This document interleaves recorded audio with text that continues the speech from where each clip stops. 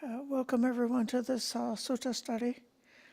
I've requested Ayya Brahmavara to lead us in considering the exposition on the elements, the Dhatuvibhanga Sutta.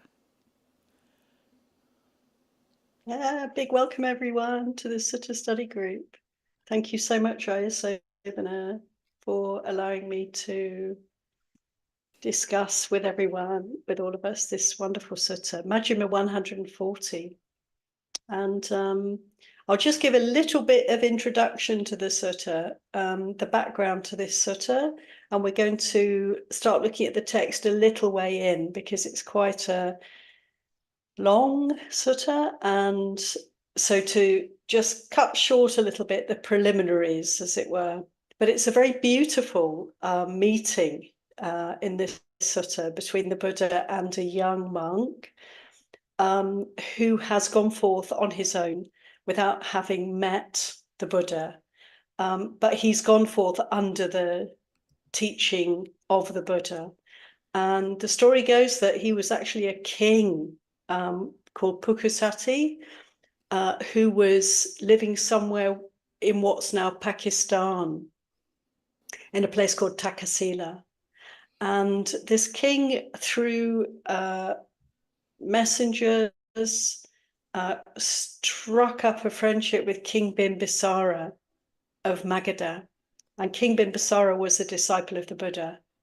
And they were exchanging gifts. And one of the gifts that Pukusati received was a gift of the Dhamma, teachings of the Buddha.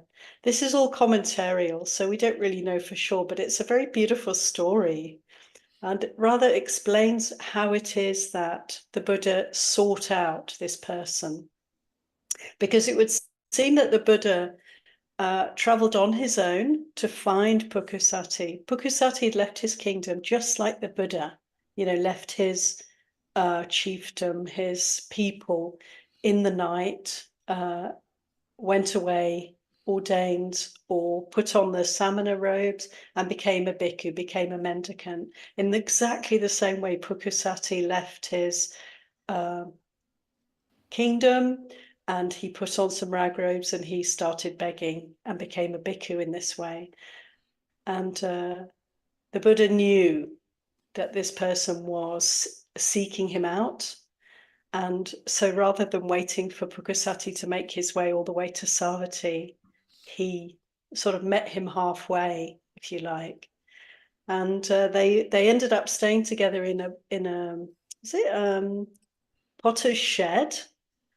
And Pukusati had got there first. And then the Buddha turned up and asked, "Friend, can I stay here as well?" And the Buddha was somehow, you could say in disguise, you could say the Buddha was not revealing himself as the Buddha. Perhaps he was a little bit less kind of resplendent in his appearance than perhaps usual. Who knows?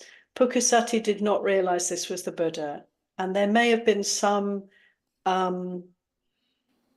reason for that on the Buddha's part, that this person would be unaware that he was actually speaking to the Buddha. But the Buddha, being the Buddha, knew all about Pukusati and knew what his level of attainment was and how to teach him, to help him to move forward in his practice. So I think that's probably enough of an introduction. And we can just cut straight to the heart of the teachings in this beautiful sutta. Thank you, Ayya. So here we are, the Buddha saying to Pukusati, "Mendicant, I shall teach you the Dhamma." And you can notice that he refers to Pukusati as a bhikkhu. So this word bhikkhu was not specific to followers of the Buddha at that time. Actually, bhikkhu, meaning beggar, was the term for any alms mendicant. So although he's not ordained this particular person as yet, the Buddha refers to him as bhikkhu. I'm going to teach you the Dharma. Listen and apply your mind well. I will speak.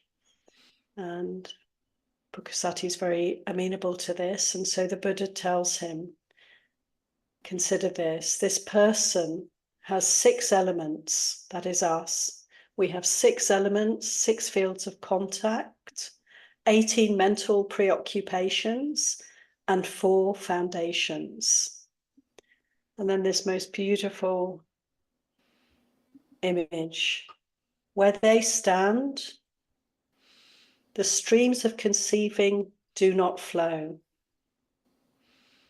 And where the streams of conceiving do not flow, they are called a sage at peace. So these 4 chatura adhiṭṭhāna, these 4 foundations. And of course, adhiṭṭhāna, we also consider means something like determination.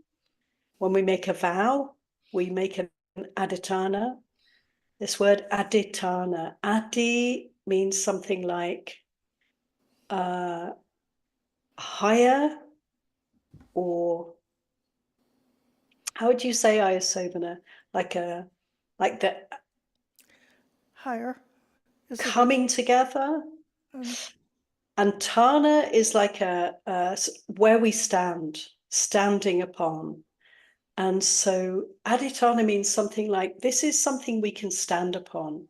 This is when we make a vow, we can rest upon that vow. We can use that vow as a foundation for our practice. And so these 4 foundations, when we stand upon them, titang, to stand, the streams of conceiving do not flow. Manyasawa, manyati. Manyati means to imagine. All the delusion, all the proliferation, all the papancha, these streams of conceiving do not flow when we stand upon these 4 foundations that the Buddha is going to tell us about. And when we are able to be free from the streams of conceiving, then one is called a sage at peace, Muni Santa. Muni also means silent. Silent, peaceful, still. One is called a sage at peace. And here they are. The Buddha says, do not neglect wisdom, Ayya. Preserve truth, Satya. Foster generosity, Chaga. It also means generosity. Chaga also means relinquishment, renunciation. It's like giving away, letting go. And the 4th foundation, train only for peace. So these 4 foundations are wisdom, truth, generosity, or relinquishment, and peace. And he says, this is the recitation passage for the analysis of the elements. So here we have, friends, the summary of this entire teaching. And I'll pause here in case there's any comments or questions before we launch into more detail on these teachings. If anybody wants to ask anything, Ayya Sobhana, if you would share any thoughts with us. For the longest time, I wondered why the sutta begins with the 6 elements and the 6 fields of contact. It seems to me that, in a way, the Buddha is giving like a guided meditation or a one-night meditation retreat, or one-day meditation retreat. And just before starting right in with the 4 foundations, which is the culmination of the teaching, instead he gives this preliminary practice, which in contemplating the elements, you'll see a person can bring themselves to the present moment, bring themselves to the here and now with the contact of the senses, and begin to penetrate into the how we know what we know by way of the fields of contact, and how the operation of the mind through the fields of contact has the tendency to create those mental preoccupations. So this is like understanding the human psychology, and that those first three elements, the elements, the fields of contact, and the mental preoccupations, is a way of understanding dukkha. And then the last part, the four foundations, is the way out of dukkha.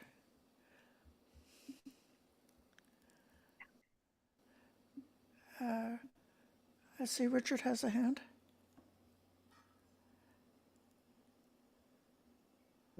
Thank you, Ayya.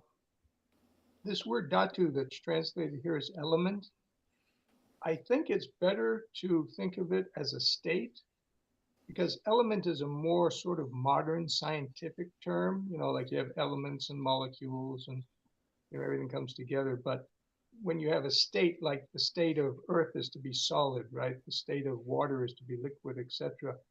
And the reason why is that nibbana is also called nibbana dhatu. So if nibbana was an element like earth or water or something like that, it would be a borrowed thing. The elements are, in that sense, are compared to like jewelry. You know what I mean? You're borrowing earth, you're borrowing water, your body, and eventually the owner comes and takes them away. That's death, right? The owner comes and takes all those things back. But nibbana is a state. You might say it's the natural state of the mind once it's let go of all these things. The other thing too is you were talking about, he starts with the six dhatus. And so when one is progressing in their meditation and they get to the formless realm, right, they've dropped off form and they've dropped off the first four dhatus. And then through the next two formless experiences, they drop off space and in terms of a place for the elements. And they drop off cognition of that four elements possibility and the space that they occur in. So you're going to be dropping those things off as you progress, up, and that's why the third formless state, commonly translated as nothingness. If you look carefully at the Pali, it actually means to be unstuck, because you've dropped those six things. You're no longer bound to those six things. You can repick them up if you're not enlightened, but at least at that point, you're temporarily unbound from them. You're unstuck. You're not trapped in them. Anyways, that's just a point I want I think to make. these may come out as we listening. go through this sutta, Richard. Right. So we'll go back to the reading.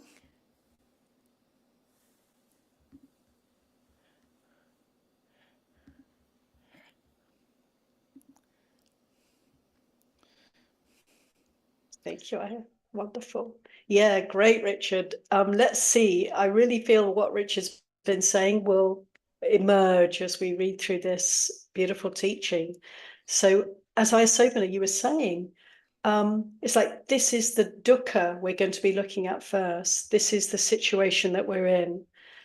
So the Buddha says, first of all, this person has six elements. That's us. We are made up of six elements, these bodies, these forms. That's what I said. But why did I say it? There are these six elements, dhatus, the elements of earth, water, fire, air, space, and consciousness. This person has six elements. That is what I said, and this is why I said it. And the Buddha goes on in more detail. This person has six fields of contact. That's what I said, but why did I say it? The fields of contact of the eye, ear, nose, tongue, body, and mind. This person has six fields of contact. That's what I said, and this is why I said it. And actually here we're getting a summary. So let's just continue. The next part, the Buddha explains the 18 mental preoccupations in short. Seeing a sight with the eye, one is preoccupied with a sight that is a basis for happiness or for sadness or for equanimity.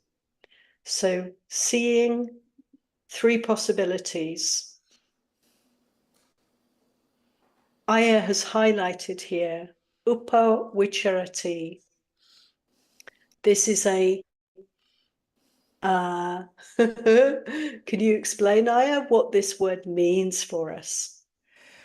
Sometimes in the description of meditation, they talk about vitakka vichara as being applied thought and sustained thought, or with vitakka is when the awareness or attention and meets the object and the consciousness connects with the object.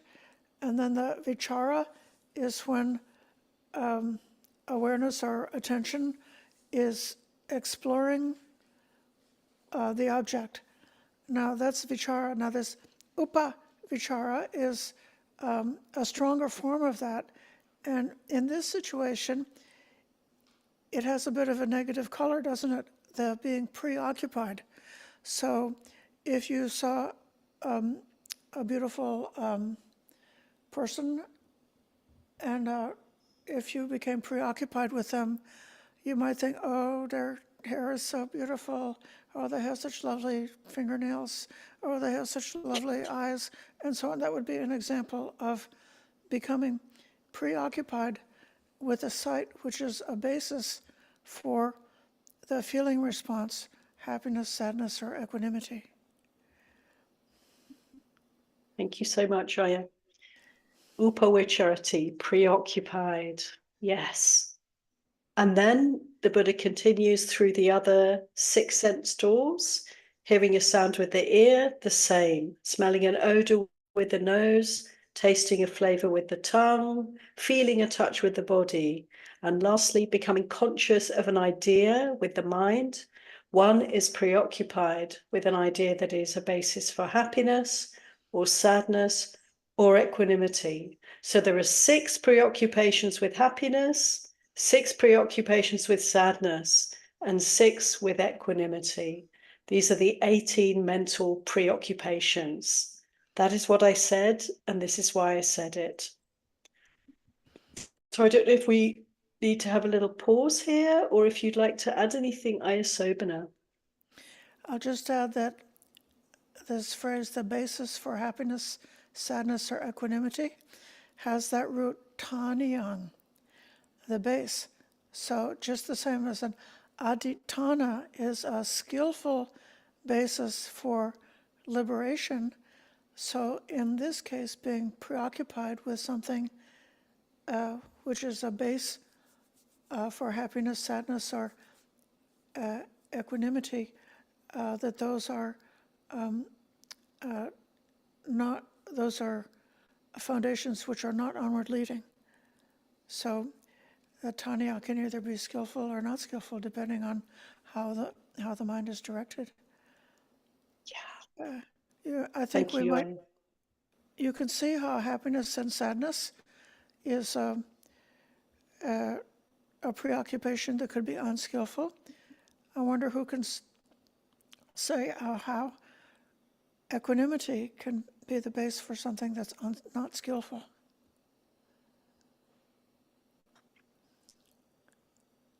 I think, Ayya, isn't it? This is exactly where Pukkasati is at, and this is why the Buddha's pointing to this. He's trying to show him where he's caught up in his practice. So this all suggests that Pukkasati is actually caught in this place, that he has had an experience of equanimity in his practice. And, you know, the peak of equanimity, Ayya Sobhana, isn't it? It's the 4th jhana. So this is where he has stopped in a way because he hasn't found the way forward. So what does that mean? It means he's very likely become attached to that equanimity. So this is what he's standing upon. And it's so easy to do that because we experience a little bit of peace in our practice. How delicious, how delightful, oh, what a relief after all this whole lifetime of agitation and strife. I've experienced a little bit of peace in my practice. I just want to rest in peace now. And actually, that is not the end of the path, is it? We're not actually practicing in order to rest in states of peace and bliss, are we? There's not the opportunity there to root out the defilements. And so, Ayya, to answer your question, we can get very attached to equanimity through our meditation practice, perhaps. Yes, very good. Thank you. Richard, let's hold on and go forward a little bit further. Okay, and then the Buddha goes on to speak about the four foundations. So it's like isn't it, Ayya, he's outlined dukkha, he's outlined the problem, and now he's giving the solution. This is the path. This person has four foundations. That's what I said. Why did I say it? The foundations of wisdom, panya, truth, satya, generosity, chaga, and peace, upasama. And at the end of each of these is the word adhiṭṭhāna, these foundations.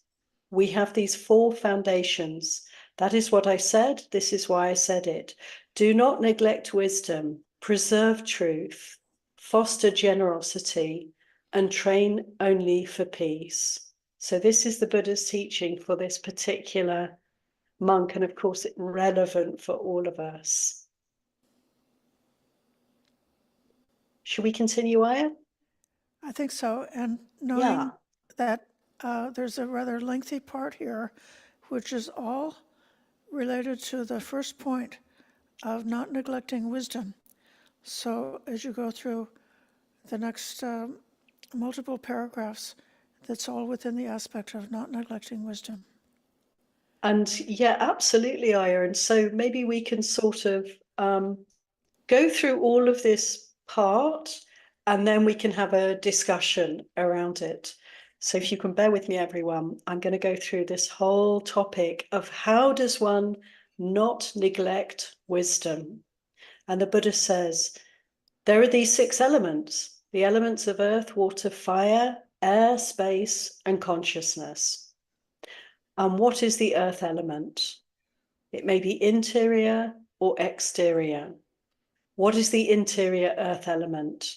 Anything internal pertaining to a person that's hard, solid, and appropriated.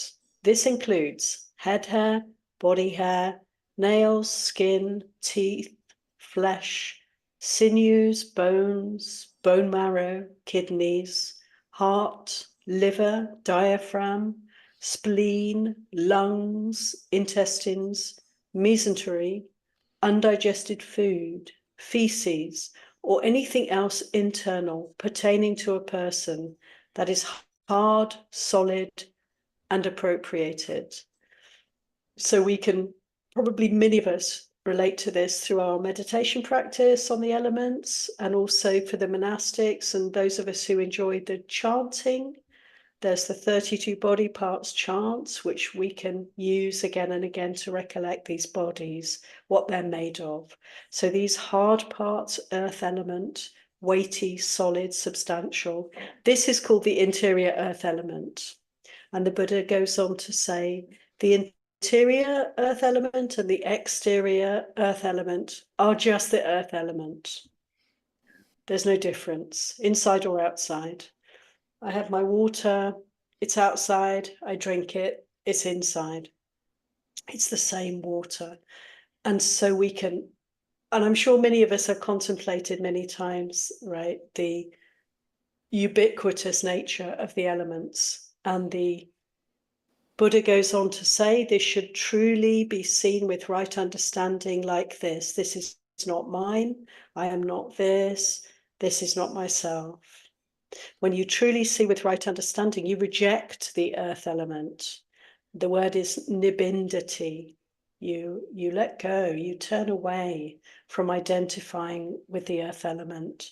The mind becomes detached from the earth element, virajati, freeing up our attachment here. And the Buddha goes on, what is the water element? And he describes the water element for It can be internal or external. Internally, anything pertaining to a person that's watery, fluid. That includes bile, phlegm, pus, blood, sweat, fat, tears, grease, saliva, snot, synovial fluid, urine, or anything else that's watery, that's fluid in the body. This is called the interior water element. And this, of course, is, he goes on to say, not any different from the external water element. They're all just water element. Liquidity. This should be truly seen with right understanding. This is not mine, I'm not this. This is not myself. When you truly see with right understanding, investigating and contemplating water element, nibindati, one turns away from identifying with it. You reject the water element. You detach the mind from the water element. And then the Buddha goes on to the fire element. What is the fire element? Inside or outside?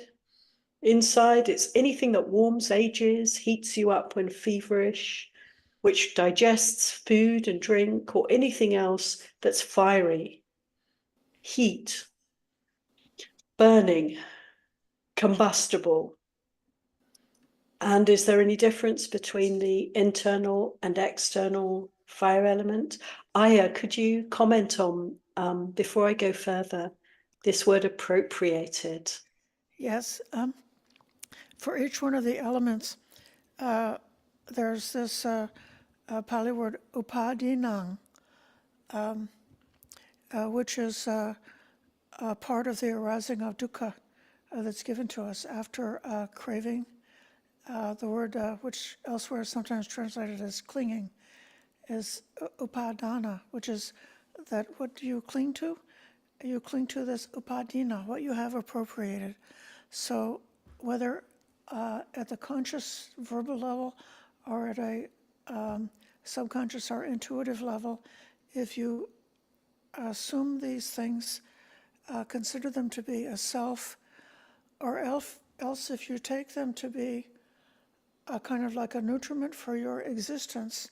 So the same way that like a plant is taking up the water and the nutriments from the soil, so just the same way the mind is taking in these elements in order to sustain the sense of continued existence. Sadhu. And so the Buddha goes on. This is the interior fire element he's just described. It is just the fire element, whether internal or external, should be truly seen with right understanding. This is not mine, I'm not this is not myself, should not be appropriated. When you truly see with right understanding, you reject the fire element, detaching the mind from the fire element. And then the Buddha describes the air element, internal or external. Internally, anything that's air, airy and appropriated. Winds that go up or down, winds in the belly or bowels, winds that flow through the limbs, in-breaths and out-breaths, or anything else internal that's air, airy and appropriated, upadinam. This is called the interior air element. And all, whether internally or externally, this quality of air element is just air element. When you truly see with right understanding, you reject the air element, that attachment falls away, nibbida, detaching the mind from the air element, viraga. And then the Buddha goes on to describe the space element. So again, in this attaining of wisdom, this development of wisdom, we can contemplate the space element. It may be internal or external. Internally, anything that's spacious and appropriated.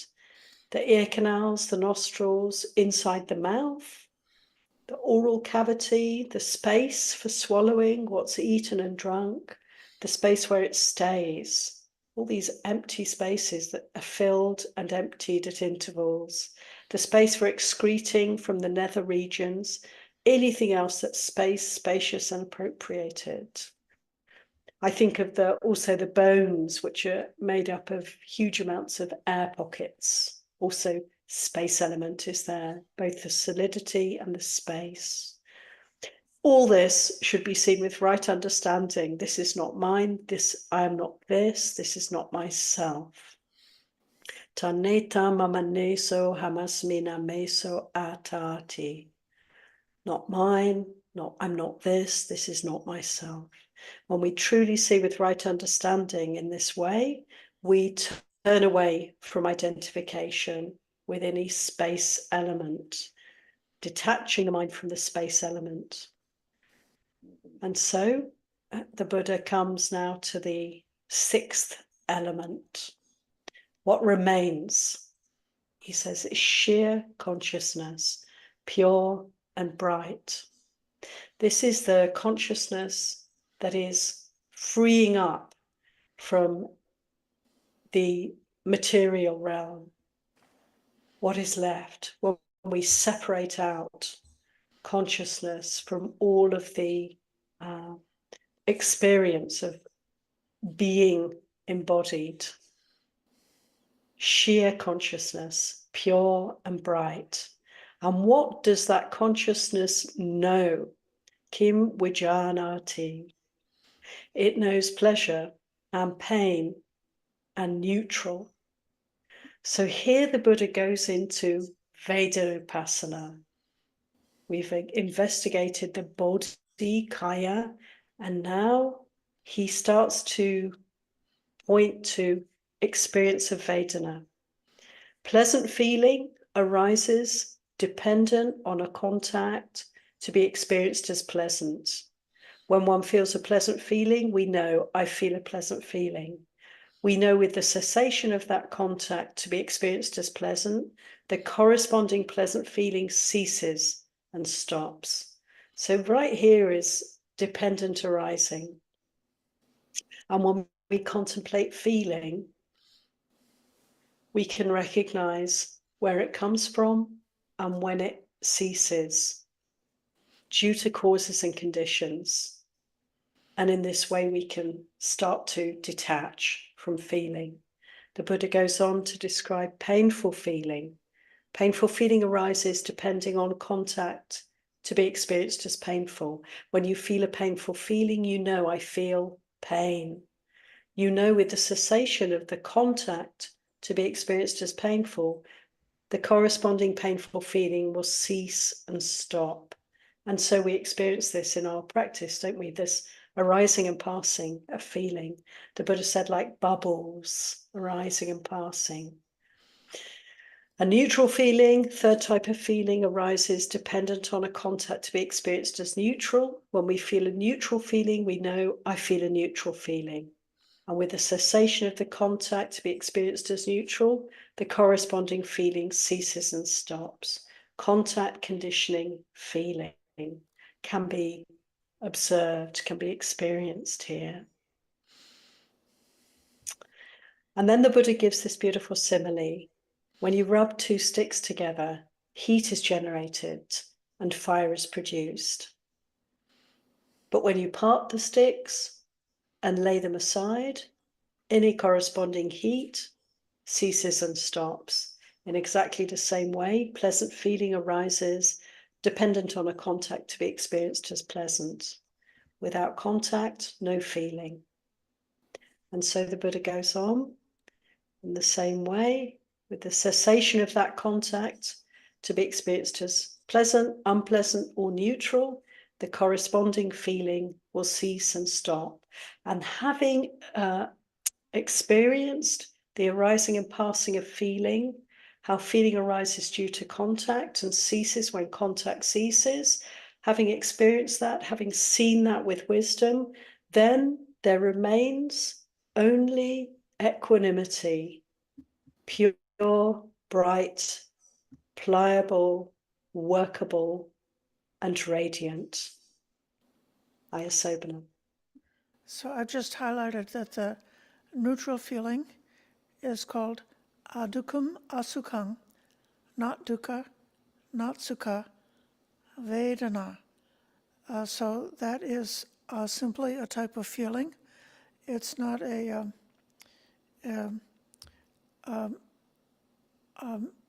mental trait or a type of citta.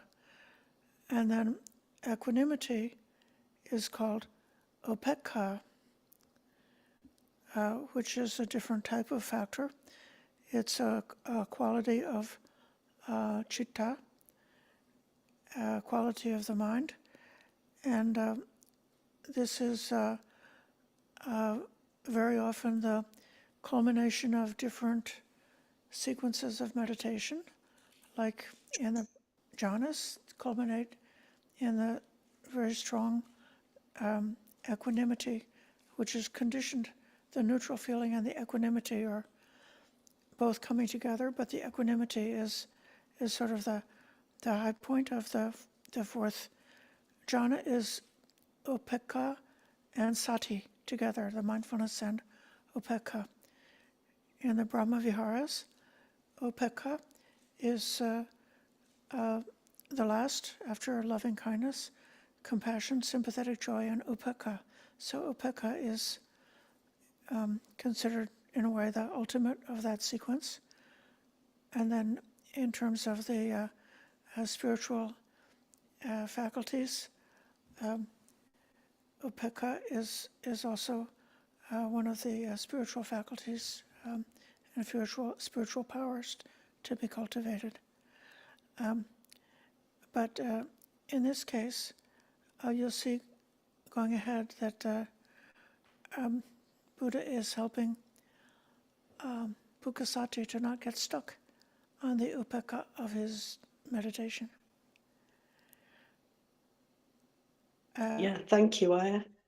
Yeah, I wanted to just come back here with the definition of the contact. When we think of the different elements and how the contemplation of the elements can lead to equanimity, the same element, like the water element, if you consider, for example, that the juice or the soy milk in the refrigerator is the water element, and the water in the toilet bowl is the water element. So both something that we would react to as being pleasant and something that we react to as being unpleasant are both just simply the water element. And so there's a way that the pondering and reflecting about the elements can make the mind inclined towards going beyond those, transcending those feeling reactions. Thank you. Yeah, I just want to point out the sense that Pukkasati's at this place in his practice where he's then practiced with body awareness and he's really contemplated very thoroughly the elements, and he's been working with consciousness elements, and then he's been working with feeling and noticing the dependent arising of feeling, and he's come to this place where, you know, we can really feel quite detached from the feelings in the body, pleasant, unpleasant, and neutral. And what a place of freedom that is. It's not that we don't hurt when there's painful feeling, but it's that we're not identifying with that. So we're not adding anything to the suffering that's there.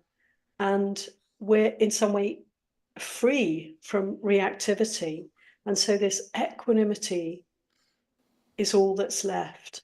For Pukkasati, he has been dwelling or resting, abiding in great equanimity. This is no small attainment.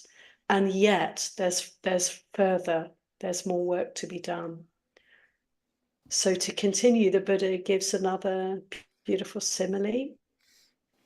He says there remains only equanimity, pure, bright, pliable, workable, and radiant.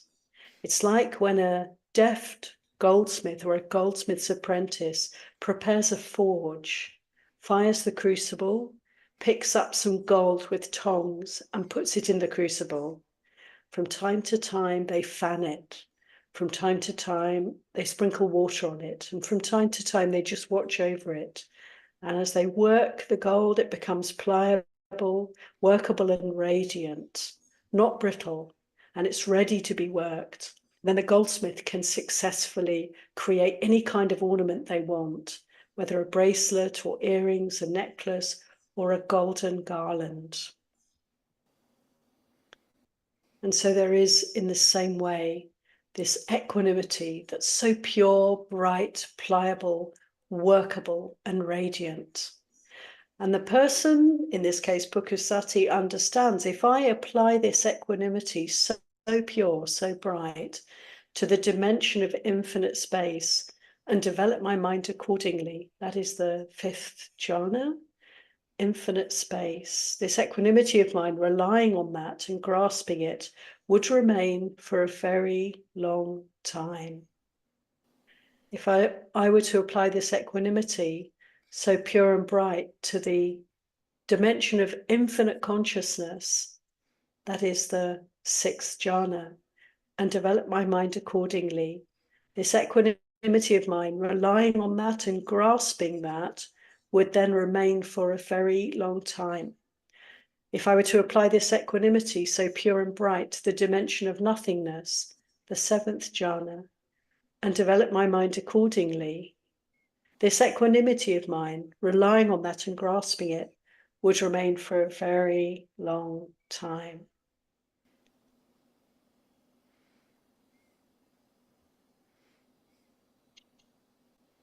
If I were to apply this equanimity, so pure and bright, to the dimension of neither perception nor non-perception, the 8th jhana, and develop my mind accordingly, this equanimity of mind, relying on that and grasping it, would remain for a very long time. They understand, if I were to apply this equanimity, so pure and bright, to the dimension of infinite space, my mind would develop accordingly. But, and this is the Buddha now, coming to the crux and saying to Pukusati, but that is conditioned. If I were to apply this equanimity to the dimension of infinite consciousness or nothingness, or neither perception nor non-perception, my mind would develop accordingly. I would rest there in great peace and bliss and well-being for a very long time, but that is conditioned. My mind would develop accordingly. Chittang bhavayam. What we pay attention to, as the Buddha said in another sutta, that we grow, that we become. Ayya Sobhana. This again is a kind of a commentary on dependent origination. We see that based on that craving and grasping, that the next thing, that the next condition is called bhava, or becoming, or sometimes translated existence. And then based on bhava comes jati, or birth. So when you say this chittang bhavayam, being developed in that way, bhavana is a good thing.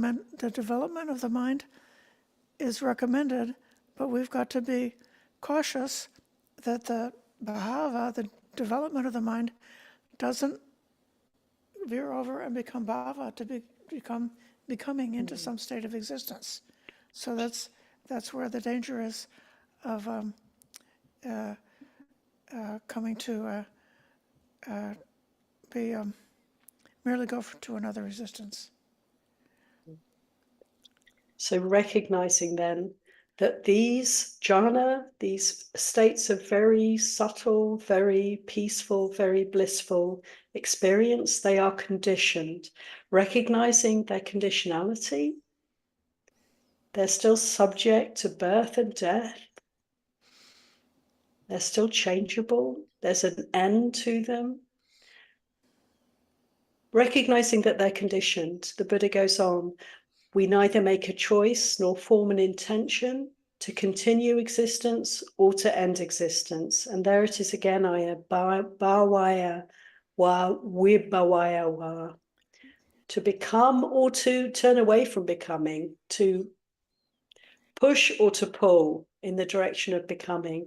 We do not form any intention to continue with becoming or to resist and reject becoming. Because of this, they don't grasp at anything in the world. Upadhyati, not grasping, not holding to anything, na kinshi loke, anything in the world. Not grasping, they're not anxious. Anupadyang na paritasati. Paritasati, tasati actually has two meanings. It means craving, and it also means fear. It's very interesting. It has these dual meaning in Pali, and the translation here, anxious. I think Bhikkhu Bodhi uses the word agitated. Without grasping, there is none of that. Fear, craving, anxiety, agitation. Without this anxiety, this agitation, they personally become extinguished. Parinibhayati literally means they personally nibbana, become cool right there. So this is the Buddha's giving the purpose of the spiritual life here to Pukusati, showing him the way to let go of absolutely everything, to let go of the equanimity that he's enjoying, to let go of his jhana practice, to enable him to attain this wisdom, panya. And so, becoming personally extinguished, one understands rebirth is ended, the spiritual journey has been completed, what had to be done has been done. There is no return to any state of existence. Feeling a pleasant feeling, one understands it's impermanent. There's no attachment to it, there's no taking pleasure in it. Feeling a painful feeling, the same, recognizing it's impermanent, letting go of attachment, not taking any pleasure in it. It's funny here that taking pleasure in painful feeling, something to contemplate, how we can find that in ourselves perhaps. We can even enjoy our suffering. Ayya. The word that Bhikkhu Sujata translated about taking pleasure is abhinandati. So abhinandati is somewhere in other places you see it translated as relishing. And so this relishing is, when there's some kind of experience and then you, through memory, you keep on like recycling it in the mind and reliving whatever the feeling experience was when it happened the first time, and thereby the perception or a concept or even a mental habit becomes strengthened. And this abhinandati is elsewhere mentioned as a great a danger. So taking pleasure. So a pleasant feeling is just a vedana. So vedyati is to experience a feeling, And there's no harm and no danger to experience a feeling, but there is a danger to relish a feeling. So that might not be clear in the English, but I want to point that out. Thank you. And going on, the Buddha says, also in relation to neutral feeling, if we feel a neutral feeling with this wisdom, there's the understanding that it's impermanent, there's a letting go of attachment and not taking pleasure in it, not relishing, not rolling around, as Ayya Sobhana was describing the meaning to us, not hitting on it again and again. If one feels a pleasant feeling, one feels it detached. A painful feeling, detached. A neutral feeling, one feels it detached. Feeling the end of the body approaching, that is death, there's an understanding. I feel the end of the body approaching. Feeling the end of life approaching, there's an understanding. This is the end of life approaching. One understands. When my body breaks up and my life has come to an end, everything that is felt, since I no longer take pleasure in it, will become cool right here. Siti Bhavisanti. And one can experience that cooling like a relief, like a release. No fear, no problem. Time to go. How wonderful. And the Buddha goes on, suppose an oil lamp depended on oil and a wick to burn. As the oil and the wick are used up, it would be extinguished due to lack of fuel. In exactly the same way, feeling the end of the body approaching, one understands, I feel the end of the body approaching. Feeling the end of life approaching, one understands, I feel the end of life approaching. To have that degree of detachment, of serenity, of equanimity, how beautiful. One understands when my body breaks up and my life has come to an end, everything that is felt, since I no longer take pleasure in it, will become cool right here. Therefore, a mendicant thus endowed is endowed with the ultimate foundation of wisdom. Panya adhiṭṭhānena samanagato hoti. For this is the ultimate noble wisdom, namely the knowledge of the ending of suffering. Their freedom, being founded on truth, is unshakable. So now we're coming to, maybe we should pause, Ayya? I don't know. We're coming to the second of the four foundations, friends. Should we Yes. continue? I think we've covered, the Buddha has taken Pukasati on an incredible journey, hasn't he? Yeah.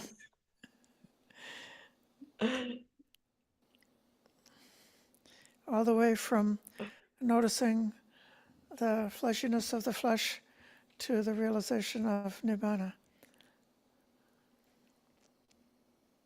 Anybody else like to come in with comments, reflections, or questions at this point?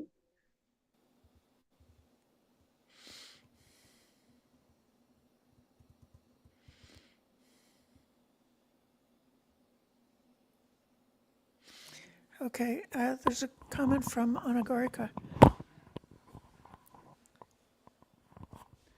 Just like about the word upadana is also in the wick and the lamp simile, right? It might that doesn't necessarily the fuel versus with attachment. That's like clear in the Pali, but not necessarily in the English. So maybe if you two could speak about that. So, yes, Mitakanti is mentioning the other meaning of upadana is fuel. So the metaphor of the wick and the fuel. So upadana is the fuel for continuous rebirth, just as the fuel is the fuel for the continuation of a fire. That's great to point that out. Thank you. Okay, we can call on Richard, but I would encourage others, in addition to Richard, to tell us what you know, what you have learned about this sutta, or what questions you still have about it. Thank you, Ayya. I was just going to make a quick quote about, not quote, but inject something about a word that you were looking at earlier. Tanya, I think is the pronunciation. I don't have it in front of me. But in the Pali there, it's Taniyam. And that M dot at the end, that's sort of like he makes his stand. I am. He makes his I am stand on those different things, right? Somanasa, domanasa, and neutrality, right? So he's making his I am, that conceit, that mana, based on those things. Anyways, it's just a thought that came to me when you were talking about them. That's all I want to say. But thank you very much. Thank you.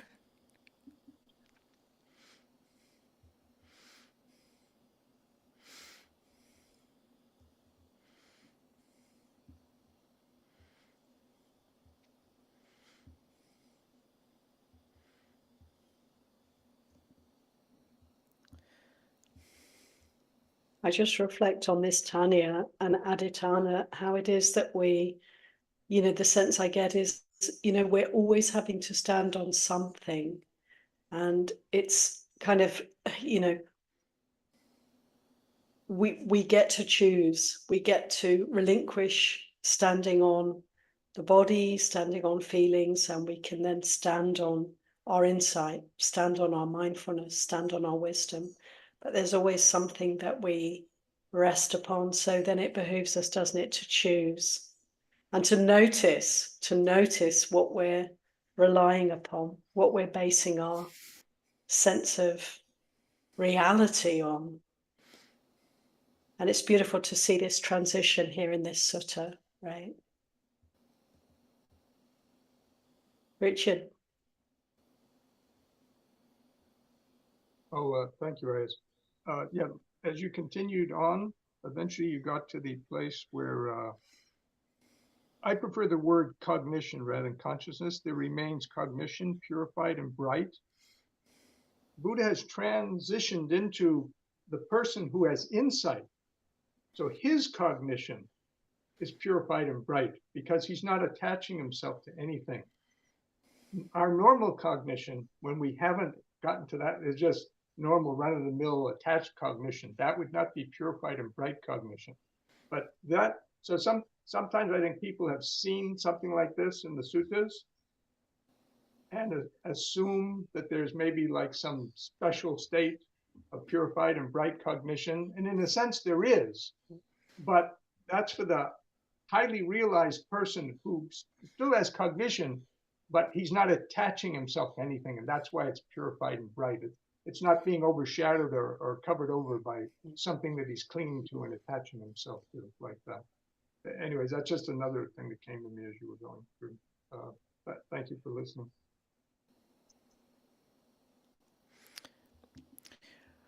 The position where the part of the sutta about the sheer consciousness, pure and bright, is given at the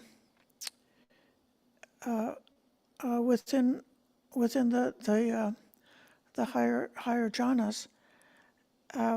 So the description that's given is the consciousness is what knows pleasure, pain, and neutral. So then,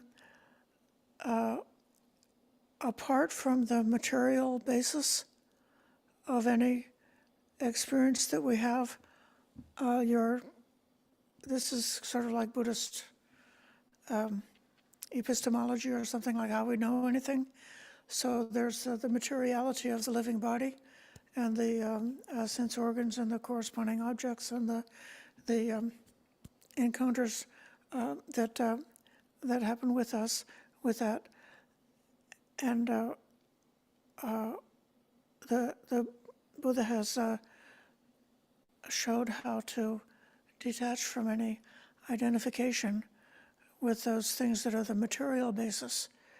And then Vedana is sort of like, it's the next contemplation that comes between the contemplation of the body and the contemplation of citta, of the mind. It's sort of like at the boundary or the border between the materiality and mentality. So it's when the mind cognizes everything that we've experienced, almost before we can say anything else about it, we know it's either pleasant, unpleasant, or neutral. So this is like the very bare level of awareness, even before there's been the formation of any concepts or thoughts about it, or any intentions or any clear perceptions. The first thing that we know is the tone, the feeling tone, pleasant, unpleasant, neutral. And so then the great purification, the wonderful mindfulness, the excellence of this practice is to be able to see just that bare moment as such a fleeting, momentary moment in between the time of some materialistic contact and the time that the mind starts fabricating a lot of concepts and ideas. So then, with the excellence of being able to look so closely and to be able to see so clearly, to cognize so clearly what's really going on when we have experiences, or including the experiences within meditation, then when you can have the mindfulness be so sharp and clear, then you can see the impermanence of it and the conditionality of it, how fleeting is the arising of the different phenomena that there are to be experienced.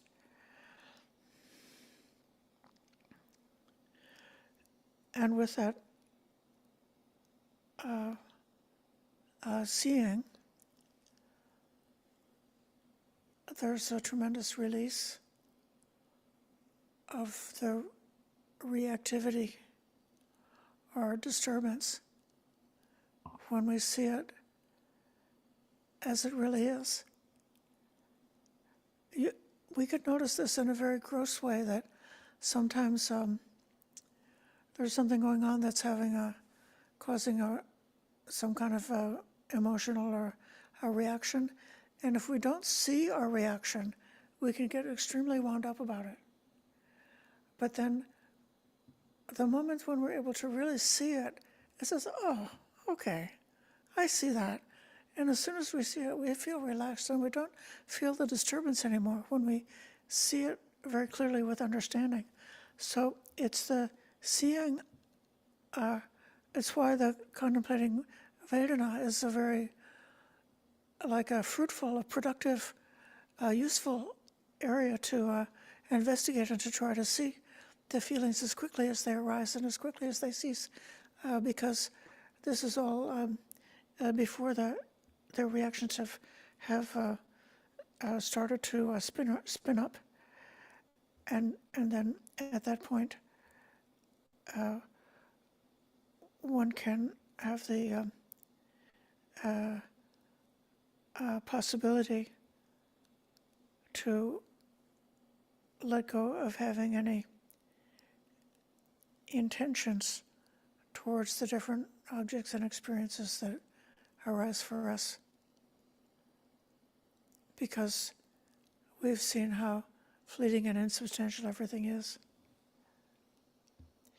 Ayya, maybe you'd like to comment about this sort of bridge between seeing impermanence and seeing conditionality to where one or the mind or an individual no longer makes a choice or forms an intention for continued existence or an end of existence.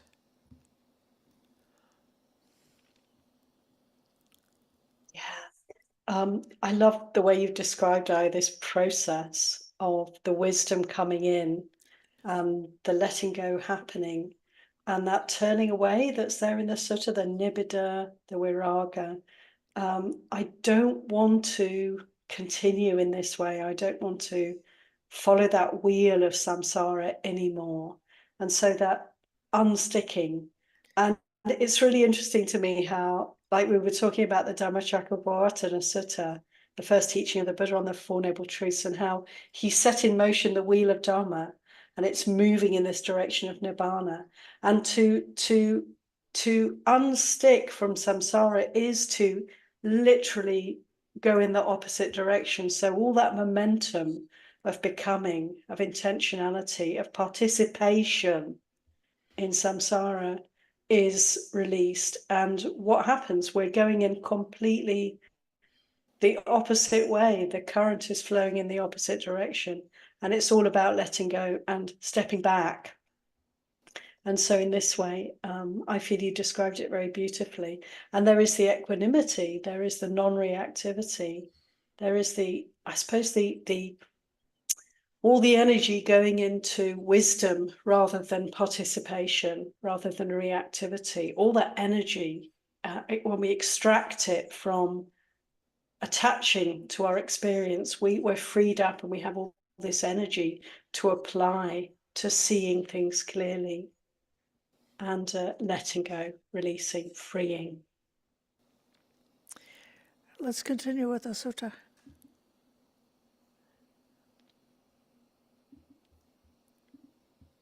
So now we're going to have the teaching on the other three foundations. Thus endowed with the ultimate foundation of wisdom, this is the ultimate noble wisdom, the knowledge of the ending of suffering, all that the Buddha has given to us in this teaching. Then to Pukasati.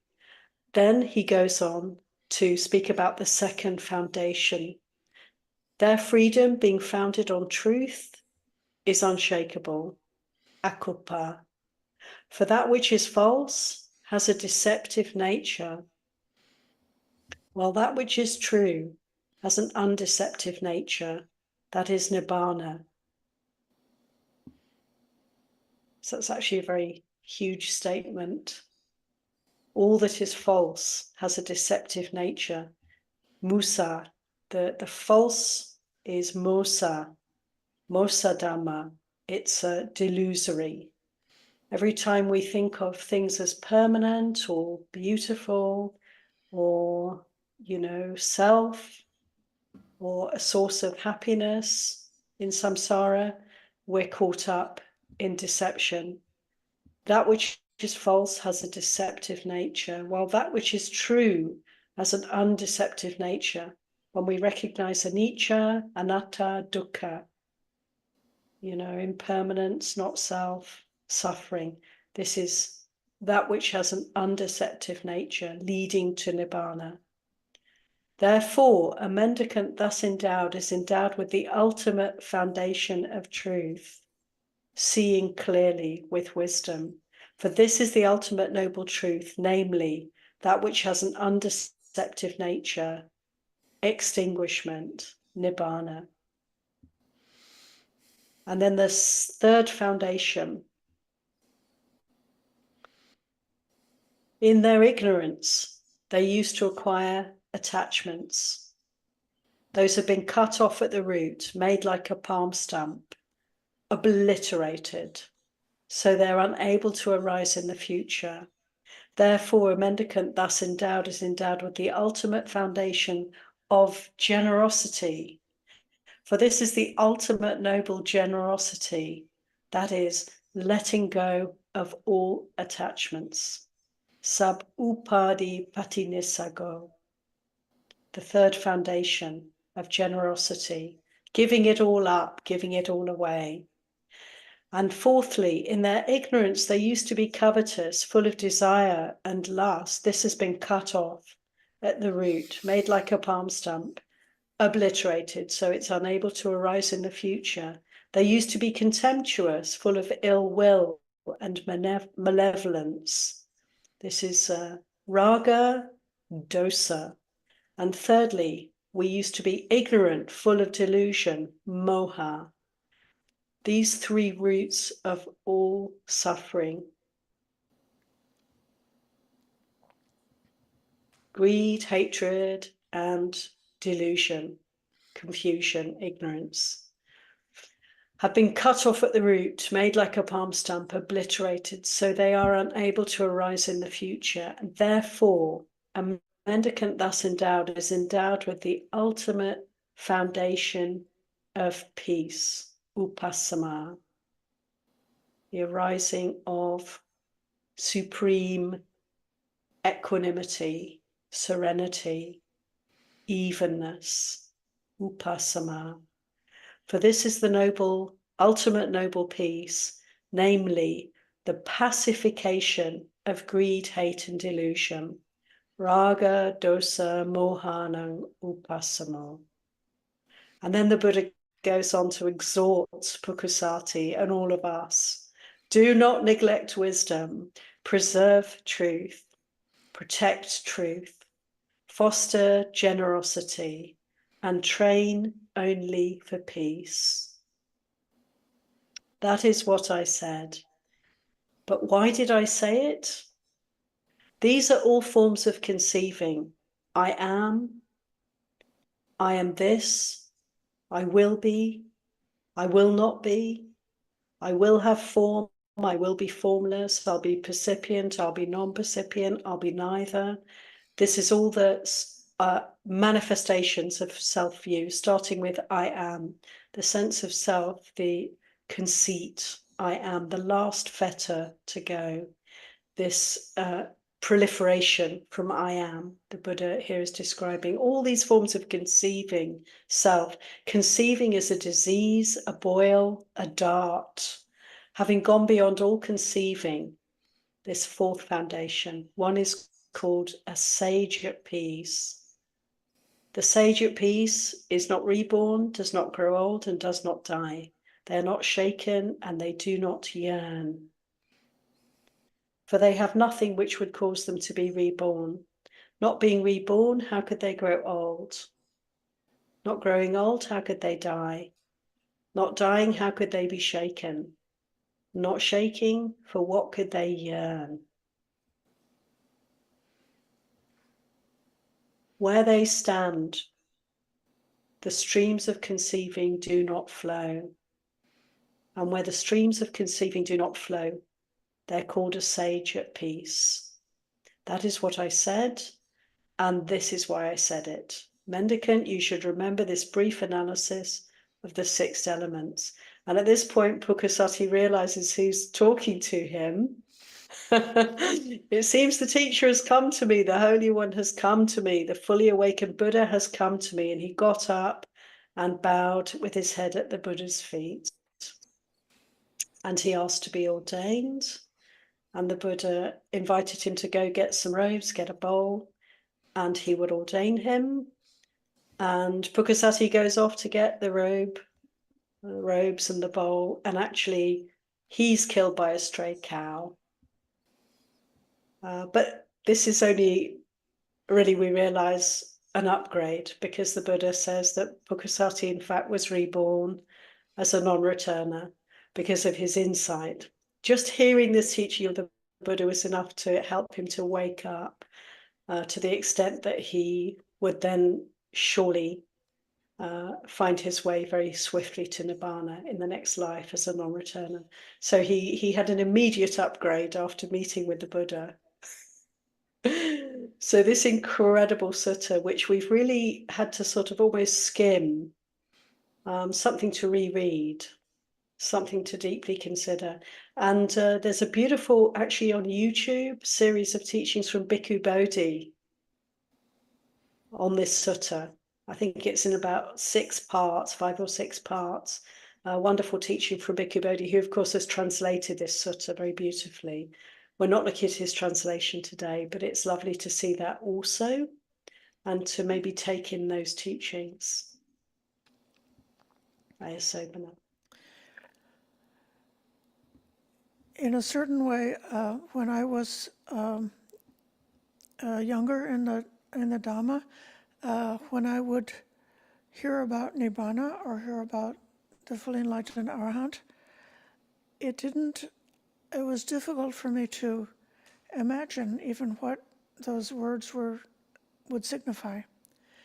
And this sutta is a rarity in that it gives such a clear, kind of like a psychological description of what it would be like to be fully enlightened and have the mind without any kind of inclination towards becoming or non-becoming, to be at peace, to see so clearly.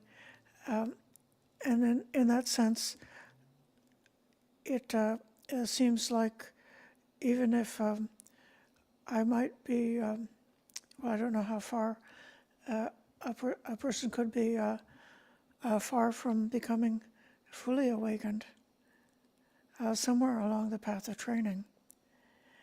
And yet somehow having an encounter with an enlightened person, or having such a vivid description, means that we can be able to judge whether we're on the right track or on the wrong track. Is my mind getting closer towards this peacefulness, towards this not delighting, towards not reactivity, towards this clear seeing, towards this this equanimity, and are these experiences happening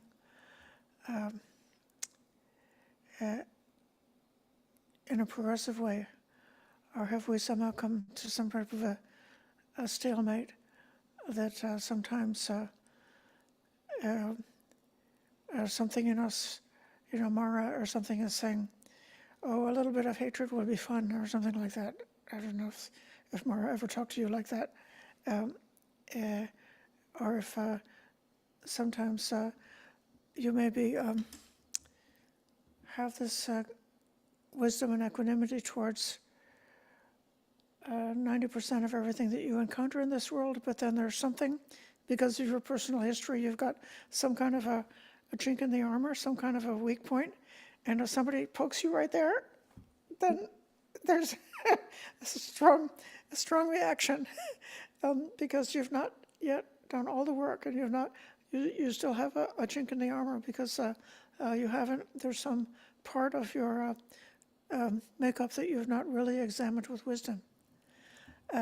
But I actually would be interested to know from others who are in the room now if there's if you can see how this sutta may be meaningful for your own practice.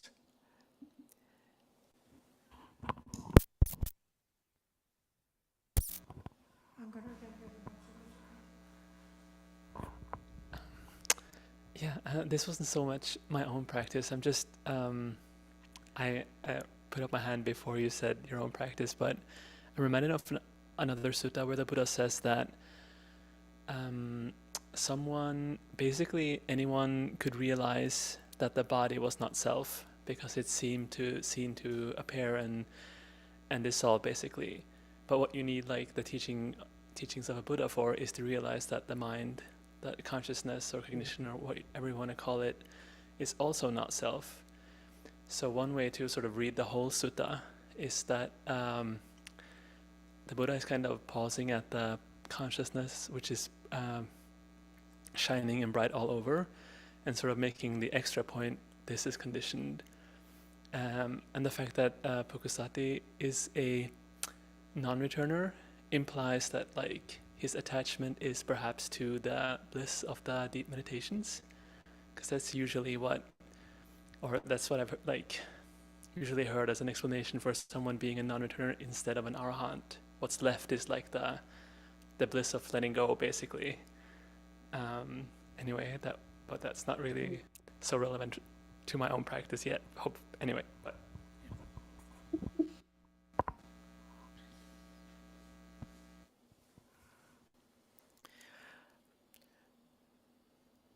you may find that at whatever stage of practice you are, that you think about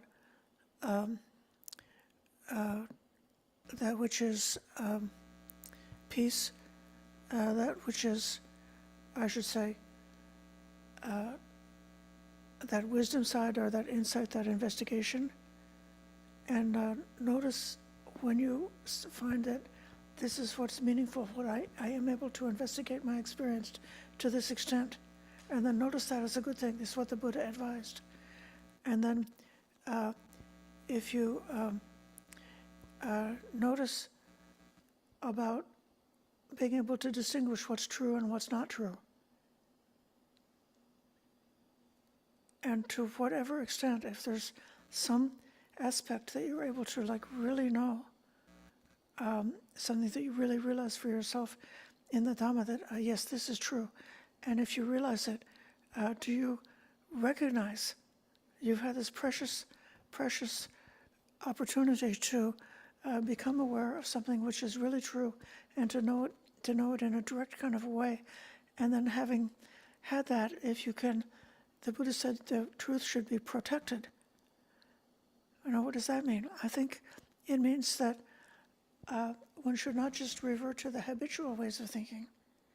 One should not notice the truth and then forget the truth that you've realized. Instead, having realized it, you should stabilize it and keep that realization. Don't fall into a deluded or a confused way of thinking after having had some moment of insight. And then likewise, in terms of chaga or renunciation or generosity, there are so many ways. I know that all of you, because I know a lot of the students who are here in this group, I know how much true generosity so many of you really are practicing, not just by giving in a way to make merits, but really letting go of clinging to opinions, letting go of clinging to material wealth, letting go of all kinds of clinging and attachments. I know that you're doing it, so you should recognize when you develop that letting go, this is something that's very important. This is your way to liberation. It's one of the 4 foundations of practice. And then finally about this peace. At any moment, it's easy to notice when the mind is disturbed. But if the mind is not disturbed, are you able to also notice that and recognize the freedom of a peaceful mind, which can connect with it, whatever's in front of us, or we can leave it be. We can go either way. We're not being compelled by our reactivity. Instead, we're at peace. So I didn't. This is such a sublime and high level sutta. I don't want anybody to feel discouraged if you're you don't know when you're going to be able to tick that one off and say, okay, I've been there, done that. But instead, you can see that to some degree, to some level, these patterns are already present in you, already available for you to practice with.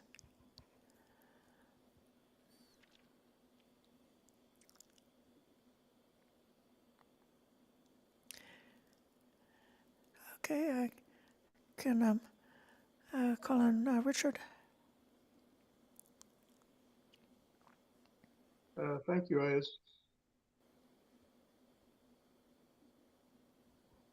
So it says here, there remains only equanimity, purified and bright, malleable, wieldy, and radiant. And through that equanimity, a person could think, oh, let me attain all these different formless states. But then if he had proper insight, or she or they, doesn't matter, he would realize that all those states are just volitionally produced and are conditioned. And it says towards either being or non-being, but this is really bhava vibhava. So being is more identified with taking on a body of elements and all those kind of things, right? And vibhava means a final becoming, something that will last for eternity. So he's saying that these states, these formless states, he said they would last for a long time, but not eternity. He says he realized that they would last for a long time, but not eternity. So those also can't be the end result.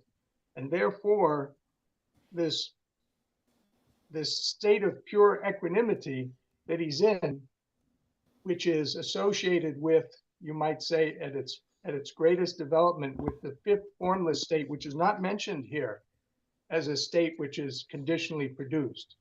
And if you attain that, you attain Cheto Vimukti, the liberation of your own mind. So that's different from these other lower states. These other lower states are an ability to kind of try to become something. But that state, there's no becoming there, all right? And that's why from getting there, if one makes this observation that all other things are sankharas, developments of my own mind, into an idea that I want to be this or that or experience this or that, and lets go of all of that, lets go of all craving, then one can attain arahantship, one can attain nibbana. So that's why it says right here, he attains nibbana. He personally attains nibbana.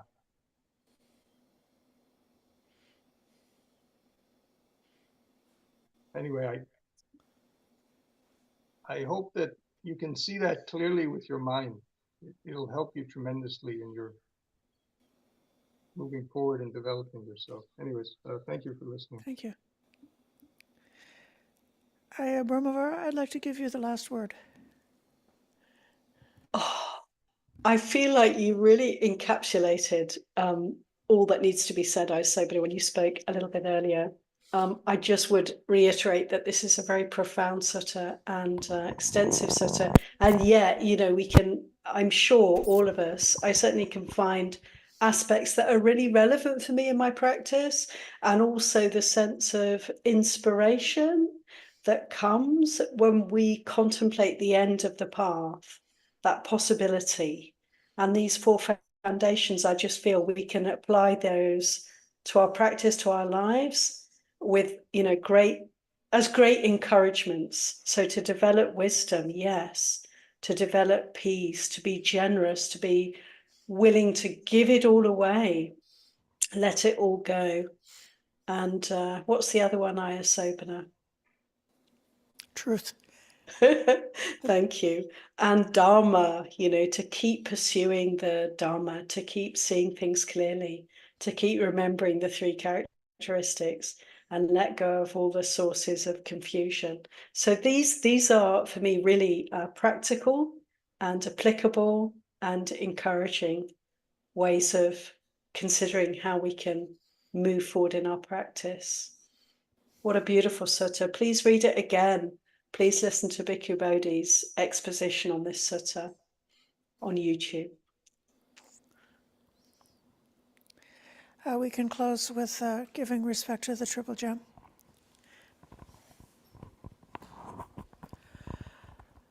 Araham Samma Sambuddha Bhagava Buddhang Bhagavantang Abhivademi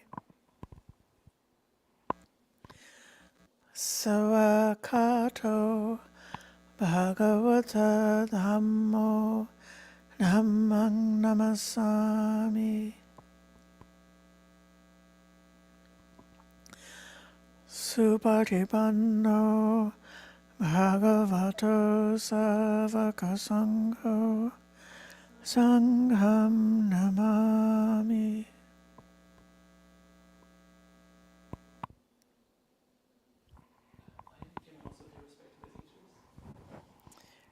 Yes, so I'm turning the computer around so those in the room can pay respects to Ayya Brahmavara. You can't see me, but they can see you.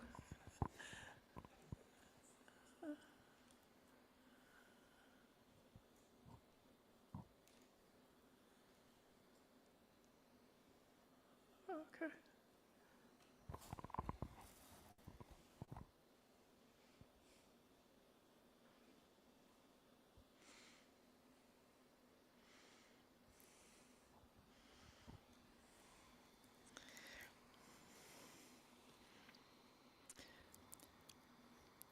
Okay, thank you, everybody. Nice.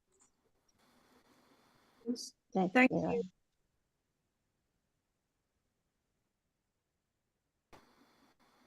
Thank you, Anne.